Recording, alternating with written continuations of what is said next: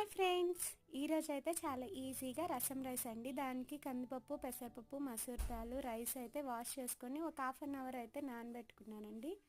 ఇలా నానబెట్టుకున్న కందిపప్పు వాటిల్లో ఒక క్యారెట్, 2 మీడియం సైజ్ టమాటా, పసుపు, ఒక హాఫ్ టేబుల్ స్పూన్ అయితే కారము, కొంచెం ఆయిల్ వేసి చేసుకోవాలండి. ఇలా 3 విజిల్స్ వచ్చిన తర్వాత దీంట్లో అయితే చింతపండు వాటర్ని కూడా యాడ్ చేసుకొని 1 మినిట్ అయితే కుక్ చేసుకోవాలండి. ఇప్పుడు దీంట్లో ఒక 1 స్పూన్ సాల్ట్, 2 స్పూన్స్ అయితే రసం పౌడర్ కూడా యాడ్ చేసుకొని 2 మినిట్స్ అయితే మనం కుక్ చేసుకోవాలండి. పోపు కోసం అయితే ఆయిల్ హీట్ చేశానండి. ఇప్పుడు దీంట్లో ఆవాలు, జీలకర్ర, ఒక ఎండుమిర్చి, వెల్లుల్లిపాయలు, కరివేపాకు, ఇంగువ కూడా వేసుకొని ఫ్రై చేసుకోవాలి. ఇప్పుడు ఈ పోపుని రసం రైస్లో అయితే యాడ్ చేసుకొని 1 స్పూన్ గీ కూడా వేసుకొని ఒకసారి మిక్స్ చేసుకుంటే వేడివేడి రసం రైస్ అయితే రెడీ అవుతుందండి. Please subscribe my channel for more videos.